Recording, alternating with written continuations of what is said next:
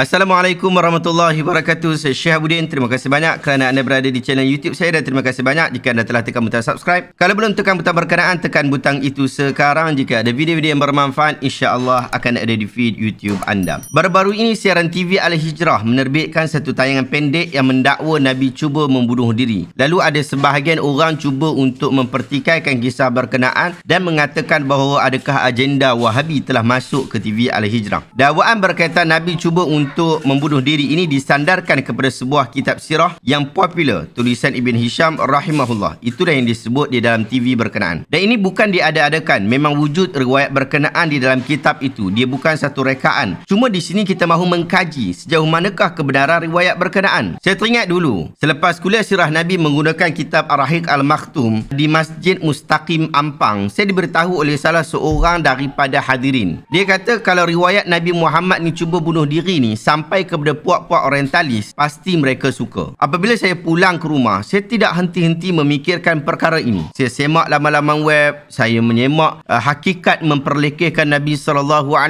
dan memang saya dapati memang wujud Nabi SAW dikatakan cuba untuk membunuh diri, dan orang mengata Nabi SAW merendah-rendahkan Nabi, memperlekehkan Nabi SAW. Anda buatlah carian dekat YouTube, anda buatlah carian dekat internet, anda akan jumpa kenyataan-kenyataan yang tidak bertanggungjawab, yang sangat keji, yang mahu untuk meruntuhkan peribadi Nabi SAW.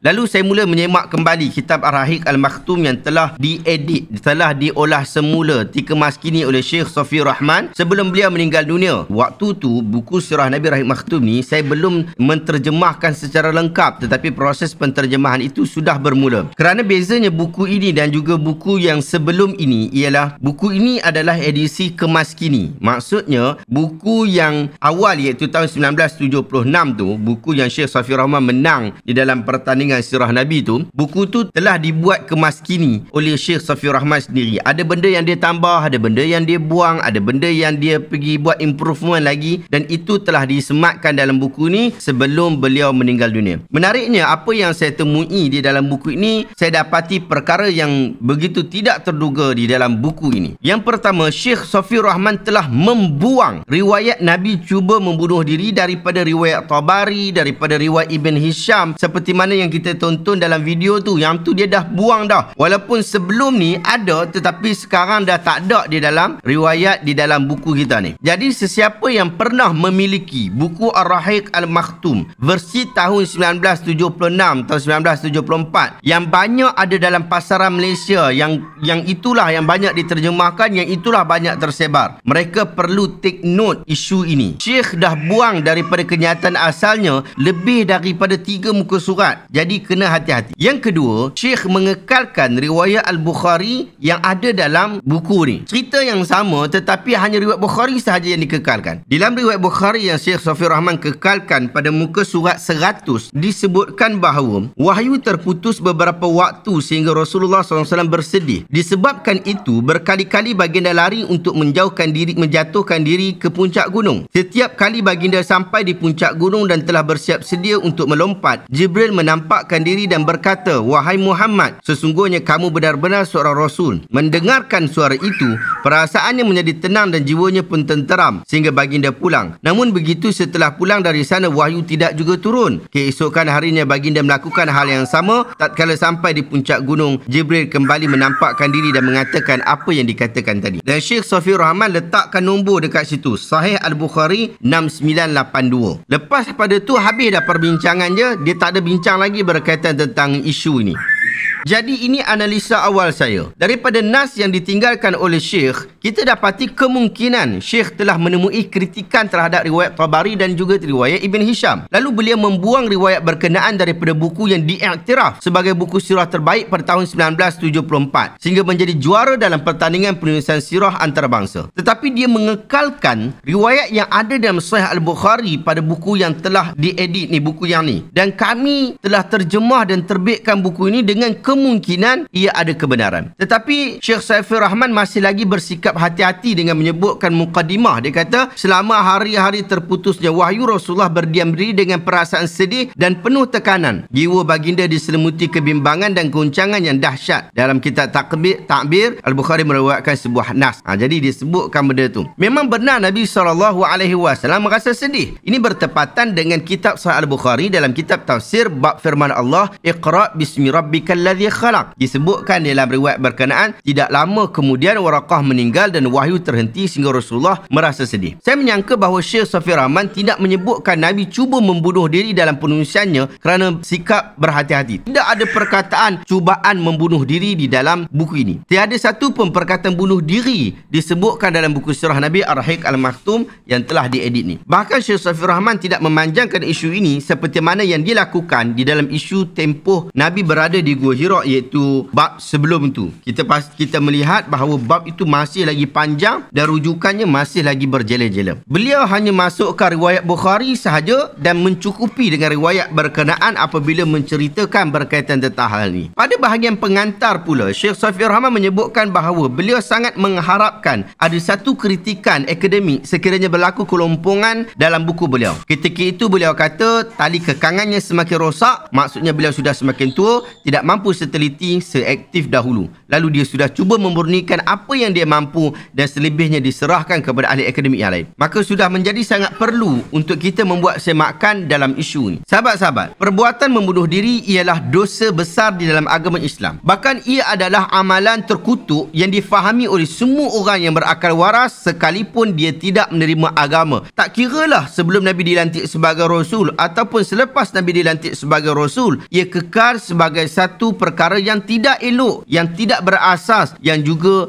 mahu dihindari oleh semua orang yang berakal. Sebab itu jugalah kita tengok Zul Yahya siap wahabikan lagi TV Al-Hijrah. Kononnya kerja-kerja pelik macam ni dibuat oleh Wahabi, sedangkan dia sendiri pun tak faham dengan kewahabian itu sendiri. Pun begitu di dalam hadis riwayat Imam Al-Bukhari bilangan 6982 yang disebutkan oleh Syekh Saifur Rahman Ibn Barakpuri di dalam buku kita ni, dinyatakan bahawa Nabi Muhammad SAW cuba menjatuhkan badannya, menjatuhkan dirinya ketika berada dalam tempoh wahyu terhenti, yang boleh difahami sebagai membunuh diri. Anda boleh rujuk juga dalam app Pustaka Asyamilah yang kita telah bina sama-sama untuk tujuan semakan dan juga kajian. Anda rujuk pada jilid yang ke-12, hadis yang ke-6982. Yang tu awak tak beli buku kita pun tak apa, awak terus pergi ke Pustaka Asyamilah, download apps itu di Play Store ataupun App Store, download dan anda boleh baca hadis ini secara real, terus baca. Tapi kalau anda nak dapatkan 12 jilid buku terjemahan Sahih Al-Bukhari dalam bahasa Melayu Malaysia, anda dapatkan dekat Shopee, dekat Lazada. Saya letakkan link dekat bahagian deskripsi. Hadis itu memang ada, riwayat itu memang wujud, tetapi benarkah riwayat berkenaan? Ketika membuat kajian berkaitan hal ini pada tahun 2015 dahulu, saya telah membuat sangkaan awal dalam kajian yang memang kita tahu ini adalah teknik biasa yang digunakan dalam dunia kritikan. Kita perlu memberikan sangkaan awal sebelum kita membuat kajian. Saya menyatakan bahawa cerita berkenaan tidak sahih kerana ia bertepatan dengan ciri-ciri hadis palsu, iaitu bertentangan dengan Al-Quran dan bertentangan dengan hadis-hadis sahih yang menyatakan kejian terhadap pelaku bunuh diri. Allah Ta'ala sebut dalam Al-Quran, wala taqtulu anfusakum innallaha kana bikum rahimah. Jangan kamu berbunuh-bunuhan sesama sendiri, sesungguhnya Allah sentiasa mengasihi kamu. Surah An-Nisa ayat 29. Ayat ini menyebutkan secara umum larangan membunuh orang atau bunuh diri sendiri. Nabi Muhammad SAW pun sebut di dalam satu hadis, dia kata, man taradda min jabalin faqatala nafsahu fahuwa fi narin jahannam yataradda fihi khalidan mukhalladan fiha abadan wa man tahassa summan faqatala nafsahu fasummuhu fi yadihi yatahassahu fi nari jahannam khalidan mukhalladan fiha abadan wa man qatala nafsahu bihadidatin fahadidatuhu fi yadihi yaja'u biha fi batnihi fi nari jahannam khalidan mukhalladan fiha abada. Sesi sesiapa yang membunuh diri dengan cara mencampakkan diri dari atas gunung, dari atas bukit, dia akan berada di dalam neraka jahanam secara kekal dan berterusan mencampakkan dirinya selama-lamanya. Sesiapa yang membunuh diri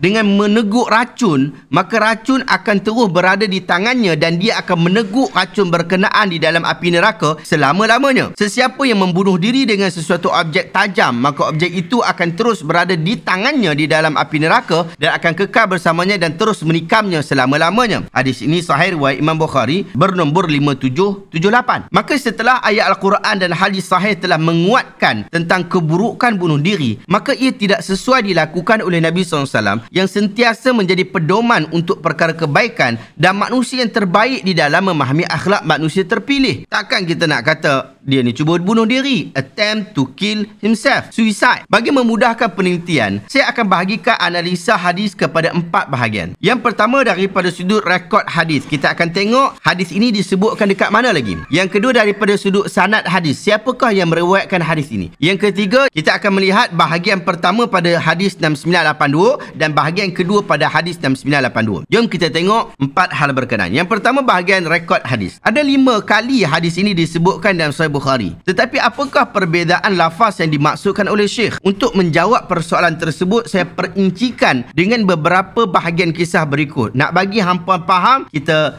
bagi pecah apa yang dimaksudkan dalam hadis, apa yang disebutkan dalam hadis berkenaan. Kisah yang pertama, dia kata Aisyah cerita bahawa permulaan sebelum Nabi menerima wahyu ialah baginda mengalami mimpi-mimpi yang berupa mimpi-mimpi benar yang terang seperti sinaran falak subuh. Yang kedua, setelah itu Nabi merasa suka untuk bersendiri di Gua Hira. Dia diberi bekal oleh Khadijah. Apabila bekal yang telah habis, Nabi akan pulang ke rumahnya untuk mengambil bekal lain, kemudian kembali semula ke Gua Hira. Yang ketiga, di Gua Hira Nabi bertemu seorang malaikat yang menyuruh baginda membaca sebanyak 3 kali. Dalam keadaan itu Nabi kata, aku bukan seorang pembaca, ma ana biqari'in. Kemudian diturunkan ayat 1 hingga 5 surah Al-Alaq. Yang keempat, Rasulullah SAW berasa gemetar lalu pulang kepada Khadijah. Yang kelima, dia berkata, selimutkanlah aku. Maka Khadijah menyelimutkan Nabi. Setelah kegelisahan Nabi reda, maka baginda berkata kepada Khadijah, apa sudah jadi pada diriku? Lalu Khadijah mengiktiraf Nabi dengan kebaikan yang terkenal pada diri baginda. Yang keenam, Khadijah membawa Nabi bertemu Waraqah bin Naufal yang merupakan seorang tokoh ilmuwan beragama Nasrani. Apabila Nabi bercerita tentang peristiwa dia bertemu dengan malaikat, maka Waraqah berkata, dia ialah An-Namus yang datang kepada Musa. Sekiranya Waraqah masih hidup, dia akan bersama membela ketika kaumnya menghalau Nabi SAW. Yang ketujuh, setelah bertemu Waraqah, wahyu terhenti beberapa ketika dan Nabi menjadi sedih. Yang ke-8, ni yang jadi isu. Diceritakan bahawa Nabi pergi ke gunung untuk mencampakkan diri. Dapatan maklumat saya berdasarkan semakan kelima-lima sumber cerita ini yang wujud dalam Sahih Bukhari, saya dapati kisah Nabi pergi ke gunung untuk campakkan diri hanya terdapat pada hadis bilangan 6982. Hanya hadis 6982 saja yang sebut yang ke-8 ni. Manakala bilangan-bilangan yang lain tidak menyebutkan begitu. Dia ada cerita sama ada 1, 2, 3, 4 sampai ke 7 dan mungkin ada bahagian tu yang tidak ada pada tempat yang lain, tetapi majoritinya menceritakan benda yang sama. Cuma bahagian yang ke-8 itu, yang Nabi cuba membunuh diri itu, cuba mencampakkan diri itu, hanya ada pada hadis 6982. Jadi itu telah menunjukkan sesuatu keganjilan. Demikian juga Imam Muslim tidak merekodkan kisah berkenaan dalam hadis bilangan 252/160. Di dalam Sahih Muslim tidak ada isu Nabi SAW cuba untuk mencampakkan diri ni. Tak ada hadis tu, cerita tu tak ada. Yang ada adalah cerita 1 sampai ada cerita yang ke-7.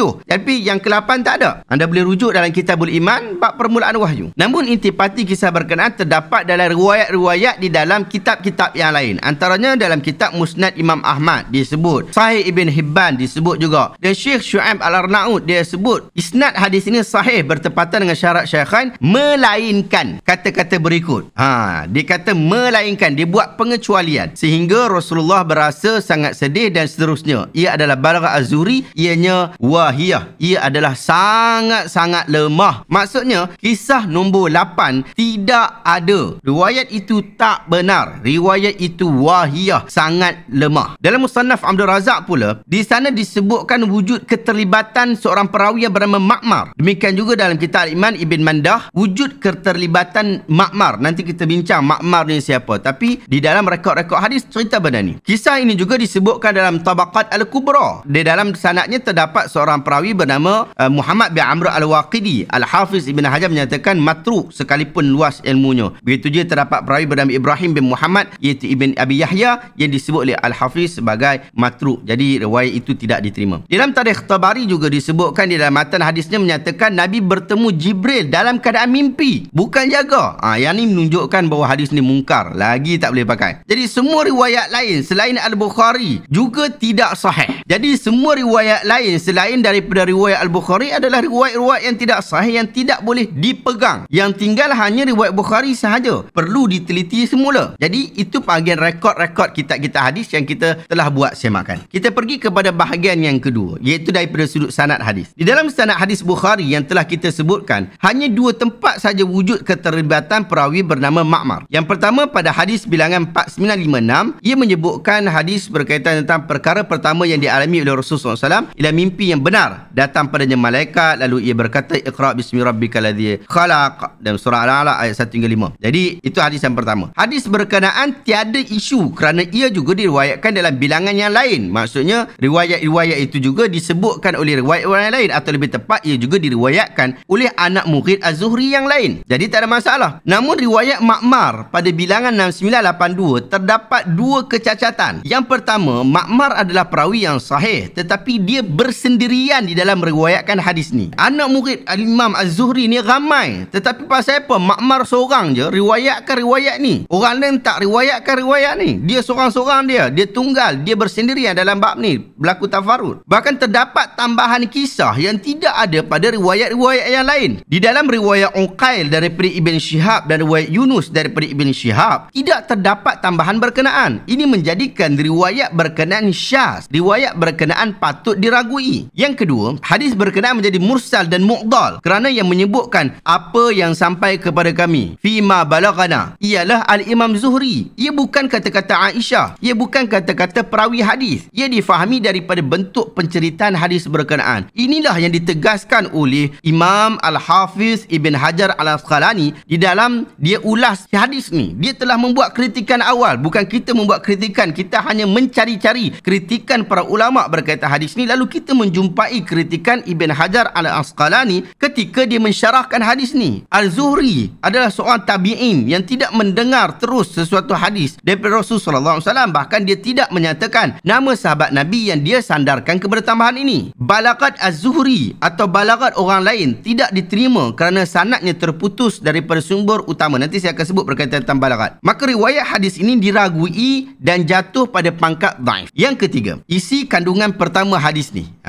Isi kandungan pertama hadis ni daripada nombor 1 sampai nombor 7, dia bertepatan dengan riwayat-riwayat yang lain. Antaranya hadis riwayat Bukhari bilangan 4953 dan Muslim 252. Jadi tak ada masalah dalam bab. Yang jadi isu yang nombor 4 kita nak bincang ni adalah isi kandungan kedua. Dalam hadis bilangan 6982 tu terdapat tambahan yang mengelirukan yang kita dah sebut sebelum ni. Disebut perkataan fima balaghana. Bagi isi kandungan ini, Al-Imam Al-Hafiz Ibn Hajar Al-Asqalani dia kata ucapan di dalam hadis tersebut untuk beberapa lama sehingga Nabi SAW merasa sedih menurut berita yang sampai kepada kami fima balaghana sampai ke akhir hadis ialah tambahan Ma'mar melalui riwayat Uqail dan Yunus. Cara persembahan pengarang, maksud cara persembahan Imam Bukhari boleh mengundang salah faham bahawa ucapan ini juga ada riwayat Uqail dan Yunus, manakala sepengetahuan saya ia hanya terdapat pada riwayat Ma'mar sahaja. Al-Ismaili juga menerangkan tambahan ini ada di dalam riwayat Ma'mar. Hadis ini juga diriwayatkan oleh Ahmad, Muslim dan Ismaili dan lain-lain. Abu Nu'aim juga meriwayatkan daripada riwayat sekelompok murid Al-Lais daripada Al-Lais tanpa tambahan ini. Disebut innal qaila fima balaghana huwa Zuhri wa ma'na al-kalam anna fi jumlati ma wasala ilaina min khabari Rasulullah sallallahu alaihi wasallam fi hadhihi al-qissah wa huwa min balaghat Az-Zuhri wa laysa mausulan. Sesungguhnya yang berkata apa yang sampai kepada kami balaghana adalah Az-Zuhri. Perkataan ini bermakna kenyataan tersebut telah sampai kepada kita khabar kisah ini dari Rasulullah SAW dan ia merupakan balaghat Az-Zuhri dan ia tidak bersambung sanadnya. Dapat difahami daripada kata-kata Al-Kirmani bahawa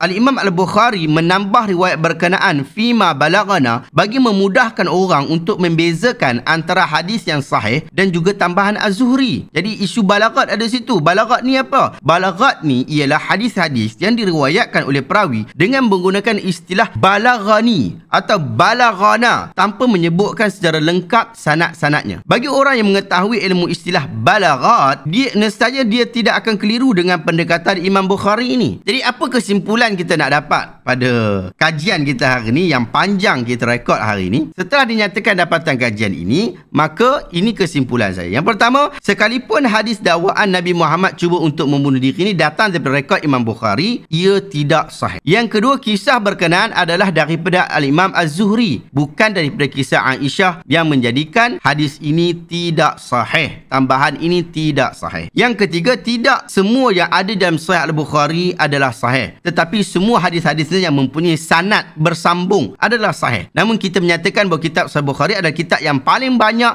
menyatakan riwayat yang sahih. Bahkan sebahagian para ulama menyatakan bahawa semua hadis-hadis di dalam Sahih Bukhari yang mempunyai sanad bersambung itu semuanya sahih. Saya dan tim Santai Ilmu Publication juga telah berjaya terjemahkan, berjaya terbitkan buku Sahih Al-Bukhari dalam bahasa Melayu Malaysia. Ia adalah satu-satunya buku Sahih Al-Bukhari terjemahan bahasa Melayu Malaysia yang lengkap dan anda boleh beli dekat Shopee dan Lazada. Anda pergi beli dekat situ. Dalam Sahih Bukhari yang kita terjemah ni, dia bukan sekadar hadisnya saja, tetapi kenyataan-kenyataan Imam Bukhari, balaghat juga ada di dalam sahih berkenaan, menjadikan ini adalah terjemahan yang paling sempurna yang anda boleh beli dekat pasaran. Pun begitu, Sahih Bukhari tidak standard dengan Al-Quran yang tidak ada sebarang keraguan. Jadi kalau kita nak mempertikaikan Sahih Bukhari dengan sebab-sebab tertentu, dengan kajian-kajian tertentu, dengan pandangan-pandangan ulama tertentu, ia tidak menjadi masalah. Apatah lagi dalam isu kita ini, ada hadis yang mengelirukan daripada sudut susunan, maka perlu dikritik. Dan telah dikritik juga oleh tokoh ulama besar seperti Imam Ibn Hajar Al-Asqalani dan imam-imam ahlul hadis yang lain, yang saya telah sebutkan nama-nama mereka sebentar tadi. Ia bukanlah satu hadis yang berlabel sahih, bahkan ia tidak sahih. Dan untuk pengetahuan anda, kritikan terhadap Sahih Bukhari ini tak banyak, sangat-sangat tidak banyak, disebabkan kehebatan, kemampuan, kehebatan buku Sahih Al-Bukhari ini sampai ke tahap yang para ulama berpuas hati dengannya. Cuma ada beberapa isu disebabkan yang menulisnya, yang menyusunnya adalah manusia, maka ada beberapa isu teknikal